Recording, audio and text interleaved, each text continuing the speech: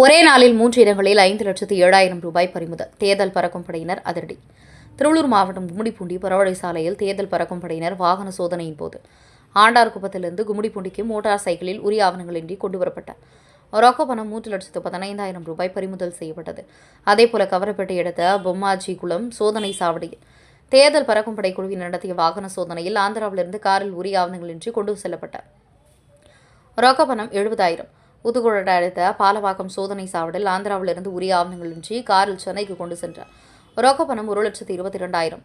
தேர்தல் பறக்கும் படை அதிகாரிகள் அதிரடியாக பறிமுதல் செய்தனர். இவ்வாறு பறிமுதல் செய்யப்பட்ட மொத்த பணத்தையும் கும்மிடிப்பூண்டி தேர்தல் நடத்தும் அலுவலக அதிகாரிகள் முன்னிலையில் ஒப்படைக்கப்பட்ட நிலையில் பணம் சரிபார்க்கப்பட்ட அங்குள்ள கருவூலத்தில் பத்திரமாக ஒப்படைக்கப்பட்டது. கும்மிடிப்பூண்டியில் ஒரே நாளில் 3 முக்கிய சோதனை மையங்களில் 5,07,000 ரொக்க பணம் பறிமுதல் செய்யப்பட்ட விவகாரம் பொதுமக்கள் மத்தியில் தேர்தல் நடத்தை விதிமுறைகள் பற்றிய விழிப்புணர்வு இல்லையா அல்லது அதிகாரிகளை ஏமாற்றும் நோக்கில் செயல்படுகிறார்களா என்ற கேள்வி எழுந்துள்ளது.